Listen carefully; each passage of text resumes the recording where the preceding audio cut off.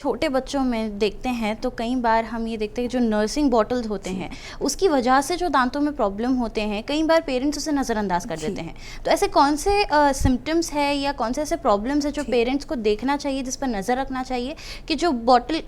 Nursing bottle का जो period होता है उसमें वो डेंटल केयर की ध्यान दे सके अपने बच्चे ये बहुत अच्छा क्वेश्चन है। आजकल जो देखा जा रहा है नर्सिंग बॉटल केरीज या अर्ली ऑनसेट केरीज बहुत कॉमन है। इसकी वजह यह है कि आजकल के छोटे बच्चे, जो आइडियल होता है जब एक बेबी पैदा होता है, आइडियल माँ का दूध या मदर्स मिल्क होता है, आजकल उसके वजह से क्योंकि आजकल माएँ उतना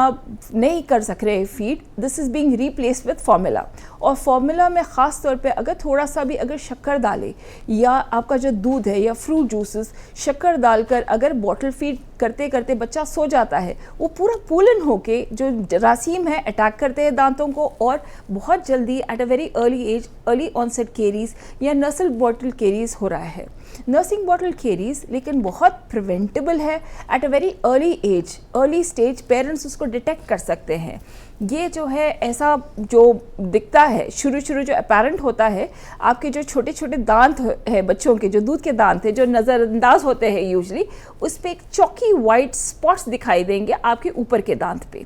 आफ्टर दैट अगर ये जब भी अगर आप उसको अगर रोक सकते हैं, अगर रोके नहीं तो वो जाकर ब्राउन होंगे, फिर आगे चलकर ब्लैक होकर पूरे दांतों में कैविटी शुरू हो जाएंगे। सो nursing bottle caries at the moment बहुत कॉमन है एंड उस ironically it is very preventable. उसको बहुत आसानी से प्रिवेंट किया जा सकता है विद अ प्रॉपर डाइट। पहली चीज़ माओ को, मेरी यंग माओ से इल्तिजा है, प्लीज़ बच्चों को सोते वक्त आप बॉटल फीड मत कीजिए और शुगर ख़ास तौर पे मत डालिए, जिसकी वजह से आपके दांत सूड़े,